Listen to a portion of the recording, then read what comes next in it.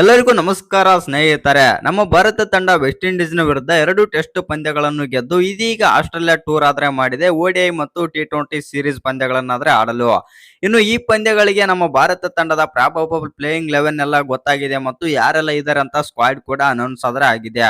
ಹಾಗಾದ್ರೆ ನಮ್ಮ ಭಾರತ ತಂಡದ ಮೊದಲನೇ ODI ಪಂದ್ಯ 19ನೇ ತಾರೀಕು ಆದ್ರೆ ಇದೆ. ಇನ್ನು ಈ 19ನೇ ತಾರೀಕು ಇರುವ ಪಂದ್ಯಕ್ಕೆ ನಮ್ಮ ಭಾರತ ತಂಡದಲ್ಲಿ ಯಾರೆಲ್ಲ ಪ್ಲೇಯರ್ಸ್ ಆದ್ರೆ ಆಡ್ತಾ ಇದ್ದಾರೆ ಮತ್ತು ಮೊದಲನೇ ODI ಪಂದ್ಯಕ್ಕೆ ಯಾರೆಲ್ಲ ಆಯ್ಕೆ ಆಗಿದ್ದಾರೆ ಅಂತ ತಿಳ್ಕೊಂಬರೋಣ ಬನ್ನಿ. ಅದಕ್ಕಿಂತ ಮುಂಚೆ ನೀವೇನಾದ್ರೂ ಚಾನಲ್ಗೆ ಸಬ್ಸ್ಕ್ರೈಬ್ ಮಾಡ್ಕೊಳ್ಳೋದು ಹಾಗೆ ನೋಡ್ತೀರಾ, ಸಬ್ಸ್ಕ್ರೈಬ್ ಮಾಡ್ಕೊಂಡು ಬೆಲ್ ಐಕನ್ ಅನ್ನ ಆಲ್ ಇಟ್ಕೊಳ್ಳಿ. ಹಾಗೆ ಮೊದಲನೇ ODI ಪಂದ್ಯದಲ್ಲಿ ನಮ್ಮ ಭಾರತ ತಂಡ ಆಸ್ಟ್ರೇಲಿಯಾದ ವಿರುದ್ಧ ಗೆಲ್ಲುತ್ತಾ ಇಲ್ವಂತ ಕಾಮೆಂಟ್ ಮಾಡಿ. ಇನ್ನು ವಿರಾಟ್ ಕೊಹ್ಲಿ ಮತ್ತು ರೋಹಿತ್ ಶರ್ಮಾ ಈ ಪಂದ್ಯದಲ್ಲಿ ಎಷ್ಟು ರನ್ ಹೊಡಿಬಹುದು ಅಂತಾನು ಕೂಡ ಕಮೆಂಟ್ ಮಾಡಿ. ಇನ್ನು ನಿಮ್ಗೆಲ್ಲ ಗೊತ್ತೇ ಇದೆ, ನಮ್ಮ ಭಾರತ ತಂಡ ಬಂದ್ಬಿಟ್ಟು ಆಸ್ಟ್ರೇಲಿಯಾದ ವಿರುದ್ಧ ODI ಸೀರೀಸ್ ಆಡ್ತಾ ಇದೆ ಅಂತಂದ್ರೆ ಅದು ಒಂದು ಬಿಗ್ ಪಂದ್ಯ ಅಂತಾನೆ ಹೇಳ್ಬೋದು, ದೊಡ್ಡ ಪಂದ್ಯ. ಆ ಕಾರಣದಿಂದಾಗಿ ಆ ಕಡೆನೂ ಕೂಡ ಎಲ್ಲ ಒಳ್ಳೆ ಪ್ಲೇಯರ್ ಇರ್ತಾರೆ. ನಮ್ಮಲ್ಲೂ ಕೂಡ ವಿರಾಟ್ ಕೊಹ್ಲಿ, ರೋಹಿತ್ ಶರ್ಮಾ ಬಂದದ್ದು ತಂಡಕ್ಕೆ ಬಲ ಬಂದಂತಾದ್ರೆ ಆಗಿದೆ.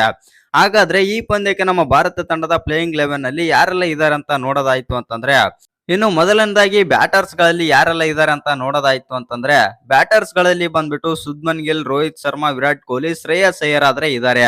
ಓಪನರ್ಸ್ ಆಗಿ ರೋಹಿತ್ ಶರ್ಮಾ, ಶುಭ್ಮನ್ ಗಿಲ್ ಬಂದ್ರೆ 3ನೇ ಕ್ರಮಾಂಕದಲ್ಲಿ ವಿರಾಟ್ ಕೊಹ್ಲಿ ಆದ್ರೆ ಬರ್ತಾರೆ. ಇನ್ನು 4ನೇ ಕ್ರಮಾಂಕದಲ್ಲಿ ಶ್ರೇಯಸ್ ಅಯ್ಯರ್ ಆದ್ರೆ ಬರ್ತಾರೆ ಅಂತಾನೆ ಹೇಳ್ಬೋದು. ಇನ್ನು ವಿಕೆಟ್ ಕೀಪರ್ ಜಾಗದಲ್ಲಿ ಬಂದ್ಬಿಟ್ಟು ನಮ್ಮ ಕನ್ನಡಿಗ KL ರಾಹುಲ್ ಆದ್ರೆ ಇದ್ದಾರೆ. ಇನ್ನು ಆಲ್ರೌಂಡರ್ಸ್ ಗಳಲ್ಲಿ ಯಾರೆಲ್ಲ ಇದ್ದಾರೆ ಅಂತಂದ್ರೆ, ಆಲ್ರೌಂಡರ್ಸ್ ಆಗಿ ನಿತೀಶ್ ಕುಮಾರ್ ರೆಡ್ಡಿ ಮತ್ತು ಅಕ್ಷರ್ ಪಟೇಲ್ ಆದ್ರೆ ಇದ್ದಾರೆ. ಹಾಗಾದ್ರೆ ಬೌಲರ್ಸ್ ವಿಭಾಗದಲ್ಲಿ ಯಾವ ತರ ಎಲ್ಲ ನಮ್ಮ ಬೌಲರ್ಸ್ ಗಳಿದ್ದಾರೆ ಮತ್ತು ಯಾರೆಲ್ಲ ಆಡ್ತಾ ಇದ್ದಾರೆ ಅಂತಂದ್ರೆ, ಕುಲ್ದೀಪ್ ಯಾದವ್, ಮೊಹಮ್ಮದ್ ಸಿರಾಜ್ ಮತ್ತು ಪ್ರಸಿದ್ಧ ಕೃಷ್ಣ ಆದ್ರೆ ಈ ಬೌಲಿಂಗ್ ವಿಭಾಗದಲ್ಲಿ ಆದ್ರೆ ಇದ್ದಾರೆ ಮತ್ತು ಇವರೆಲ್ಲ ಆಡ್ತಾ ಇದ್ದಾರೆ. ಇನ್ನು ಈ ಮೊದಲನೇ ODI ಪಂದ್ಯಕ್ಕಾಗಿ ನಮ್ಮ ಭಾರತ ತಂಡದ ಪ್ಲೇಯಿಂಗ್ 11 ಕೂಡ ಅಷ್ಟೇ ಸ್ಟ್ರಾಂಗ್ ಆಗಿದೆ ಅಂತಾನೆ ಹೇಳ್ಬೋದು. ಹಾಗಾದ್ರೆ ಈ ಪಂದ್ಯದಲ್ಲಿ ಯಾರೆಲ್ಲ ಎಷ್ಟು ರನ್ ಹೊಡಿಬಹುದು ಮತ್ತು ನಮ್ಮ ಮೊಹಮ್ಮದ್ ಸಿರಾಜ್ ಅವರು ಎಷ್ಟು ವಿಕೆಟ್ ತೆಗಿಬಹುದು ಅಂತಾನು ಕೂಡ ಕಮೆಂಟ್ ಮಾಡಿ. ಯಾಕಂತಂದ್ರೆ ವಿರಾಟ್ ಕೊಹ್ಲಿ ಮತ್ತು ಮೊಹಮ್ಮದ್ ಸಿರಾಜ್ ಬಹಳ ವರ್ಷಗಳಿಂದ ಒಂದೇ ತಂಡದಲ್ಲಿ ಆಡ್ತಾ ಇಲ್ಲ. ಆ ಕಾರಣದಿಂದಾಗಿ RCB ಬಿಟ್ಟ ನಂತರ ಇದೀಗ ಮೊಹಮ್ಮದ್ ಸಿರಾಜ್ ಅವರು ವಿರಾಟ್ ಕೊಹ್ಲಿ ಜೊತೆ ಆಡ್ತಾ ಇರೋದು 2 ವರ್ಷನ ಆಯ್ತು ಅನಿಸುತ್ತೆ. ಆ ಕಾರಣದಿಂದಾಗಿ ಈ ವರ್ಷದಲ್ಲಿ ನಮ್ಮ ಮೊಹಮ್ಮದ್ ಸಿರಾಜ್ ಜೊತೆ ವಿರಾಟ್ ಕೊಹ್ಲಿ ಆಡ್ತಾ ಇರೋ ಕಾರಣದಿಂದಾಗಿ ಮೊಹಮ್ಮದ್ ಸಿರಾಜ್ ಮತ್ತು ವಿರಾಟ್ ಕೊಹ್ಲಿ ಅಗ್ರೆಷನ್ ನೋಡಲು ಕೂಡ ಕಾಯ್ತಾ ಇದ್ದಾರೆ.